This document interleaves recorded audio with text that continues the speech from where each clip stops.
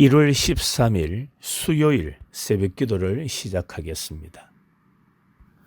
찬송가 350장입니다. 함께 찬송하겠습니다.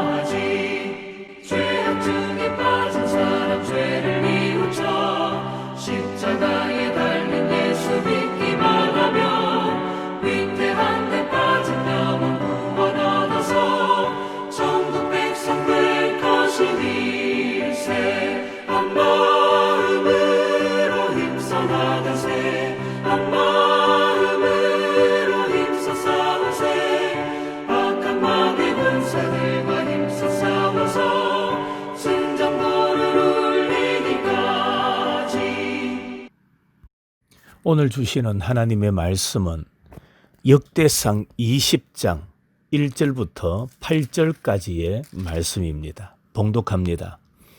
해가 바뀌어 왕들이 출전할 때가 되매 요압이 그 군대를 거느리고 나가서 암몬 자손의 땅을 격파하고 들어가 랍바를 에워싸고 다윗은 예루살렘에 그대로 있더니 요압이 랍바를 쳐서 함락시키매 다윗이 그 왕의 머리에서 보석 있는 왕관을 빼앗아 중량을 달아보니 금 한 달란트라. 그들의 왕관을 자기 머리에 쓰니라. 다윗이 또 그 성에서 노력한 물건을 무수히 내오고 그 가운데 백성을 끌어내어 톱과 새 도끼와 돌스레로 일하게 하니라. 다윗이 암몬 자손의 모든 성읍을 이같이 하고 다윗이 모든 백성과 함께 예루살렘으로 돌아오니라. 이후에 블레셋 사람들과 게셀에서 전쟁할 때에 후사 사람 십부개가 키가 큰 자의 아들 중에 10배를 쳐 죽임에 그들이 항복하였더라. 다시 블레셋 사람들과 전쟁할 때에 야일의 아들 엘하난이 가드 사람 골리앗의 아우 라흐미를 죽였는데 이 사람의 창자루는 배틀째 같았더라. 또 가드에서 전쟁할 때에 그곳에 키 큰 자 하나는 손과 발에 가락이 6씩 모두 24이 있는데 그도 키가 큰 자의 소생이라. 그가 이스라엘을 능욕함으로 다윗의 형 시므아의 아들 요나단이 그를 죽이니라. 가드의 키 큰 자의 소생이라도 다윗의 손과 그 신하의 손에 다 죽었더라. 아멘. 암몬은 다윗의 호의를 악으로 바꾸어 대적했으므로 그에 상응하는 대가를 치르게 됩니다. 다윗의 용사들은 암몬과 블레셋을 거침없이 정복해 나갑니다. 오늘은 다윗의 용사들이 어떻게 간교한 암몬과 장대한 블레셋을 물리칠 수 있었는가를 살펴보면서 은혜 받고자 합니다. 첫 번째로 성도는 영적 나태함을 경계해야 합니다. 전쟁하기에 적합한 건기가 왔고 다윗은 요압을 출전시켰습니다. 요압과 이스라엘 군대는 용감히 싸워서 암몬의 수도 랍바를 함락시켰습니다. 그런데 그때 다윗은 뭐 하고 있었습니까? 그는 전쟁에 출전하지 아니하고 예루살렘에 머물러 밧세바를 취하는 죄를 저지르게 됩니다. 다윗이 무슨 이유로 전쟁에 출전하지 않았는지 알 수는 없지만은 예루살렘에 남아있다가 최대의 악을 범하게 됩니다. 부하들은 목숨을 걸고 전쟁터에서 싸우고 있는데 다윗은 후방에서 정욕을 채우고 있었던 겁니다. 예수님의 제자된 우리들은 영적 안일함을 언제나 경계해야 됩니다. 사명에 충실하지 않을 때 영적 나태함과 위기가 찾아옵니다. 요압은 암몬 정복의 공을 자신이 취하지 않았습니다. 라빠를 함락시키고 그 공을 다윗 왕에게 돌렸습니다. 요압은 다윗이 라빠 정복을 마무리하도록 했습니다. 그렇습니다. 요압은 자신의 위치, 자신의 분수를 분명히 알았습니다. 오늘 우리가 사는 사회에서도 자신의 위치나 자신의 분수를 알지 못해서 일어나는 문제점들이 얼마나 많습니까?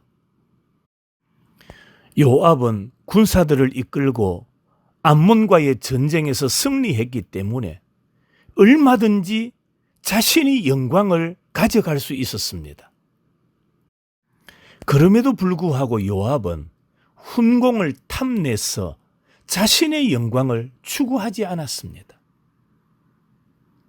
두 번째로, 우상은 헛된 것입니다. 다윗 왕은 암몬을 정복하고 그 왕의 머리에서 왕관을 빼앗아서 자기 머리에 섰습니다. 이것은 암몬을 완전히 정복했음을 선언하는 행위입니다. 암몬 자손은 우상을 숭배했습니다. 그러나 다윗은 살아계신 하나님을 섬겼습니다. 다윗은 사절단을 조롱하고 모욕한 암몬 자손을 처벌했습니다. 그들은 온갖 관계로 다윗의 호의를 배반하고 대적함으로 그에 상응하는 벌을 받았습니다. 다윗은 애초에 암몬에게 호의를 베풀고자 했습니다. 그런데 그러한 다윗의 호의를 거절한 것은 암몬입니다. 암몬 왕 한운과 방백들이 다윗의 호의를 모욕으로 갚았습니다. 만약에 한운과 방백들이 다윗의 호의를 받아들여 사절단을 환대했다면 전쟁을 피하거나 고된 형벌을 받지 않았을 것입니다. 한운과 방백들은 다윗의 선의를 왜곡한 것에 대한 혹독한 대가를 치러야만 했던 겁니다. 세 번째로, 성도는, 예수님의 제자는 환경을 두려워하지 말아야 됩니다. 십배는 키가 장대한 블레셋 장수였는데 후사 사람 십부개가 그를 쳐 죽였습니다. 다윗의 용사들은 블레셋 장수의 장대함에 조금도 주눅들지 않았습니다. 야일의 아들 엘하난도 골리앗의 아우 라흐미를 죽였습니다. 블레셋의 가드에는 장대한 자들이 많았습니다. 심지어는 각 손과 발에 모두 6개의 가락이 있는 자도 있었습니다. 그는 장대한 신체와 힘만 믿고 이스라엘을 얕잡아 보고 능욕했던 겁니다. 하지만 그는 다윗의 조카 요나단에게 죽임을 당했습니다. 다윗의 용사들은 블레셋의 거인들을 조금도 두려워하지 않았습니다. 다윗도 이전에 보면 골리앗을 두려워하지 않고 만군의 여호와의 이름을 의지해 나가 싸워 그를 죽였습니다. 믿음의 사람들은 눈에 보이는 것을 두려워하지 않습니다. 믿음의 사람은 눈에 보이지 않으시는 하나님을 신뢰하는 사람입니다.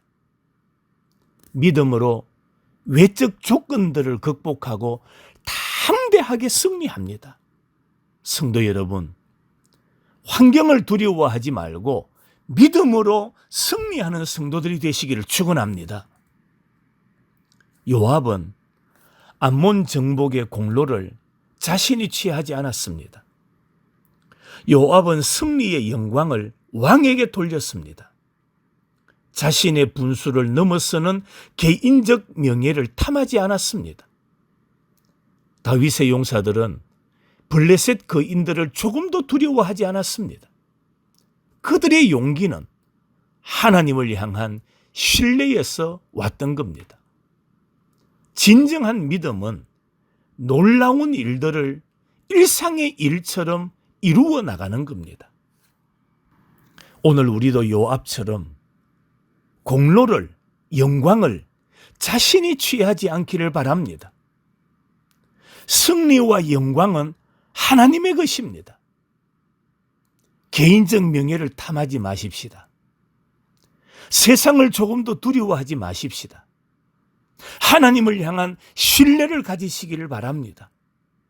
그래서 오늘도 우리의 선한 목자 되신 하나님, 길이요 진리요 생명이 되시는 하나님, 그 하나님을 의지하고 그 하나님을 바라보고 하나님만 찬송하며 살아가는 우리 모든 성도들의 삶이 되시기를 주님의 이름으로 축원합니다. 오늘 말씀을 생각하면서 기도하는 시간을 가지겠습니다. 믿음의 사람, 예수님의 제자는 영적 나태함을 경계해야 됩니다. 우상은 헛된 것입니다. 환경을 두려워하지 말아야 됩니다. 그러므로 믿음의 사람은 눈에 보이지 않으시는 하나님을 믿고 신뢰하는 사람입니다. 오늘 하루도 하나님을 찬송하고 하나님만 높이고 모든 영광은 하나님께 돌려드리며 살아가는 자가 되게 해달라고 함께 기도하십시다. 두 번째로는 요양원에 그리고 병원에 그리고 가정에서 요양하는 성도들 하나님께서 긍휼을 베풀어 주셔서 하루빨리 온전하고 건강한 삶을 살아가는 자가 되게 해달라고 함께 기도하시고 오늘 또 모든 일에 하나님을 찬송하며 감사하는 하루가 되게 해달라고 함께 기도하시면서 오늘 하루를 시작하겠습니다. 오늘도 주님과 동행하는 복된 하루가 되기를 간절히 소망합니다.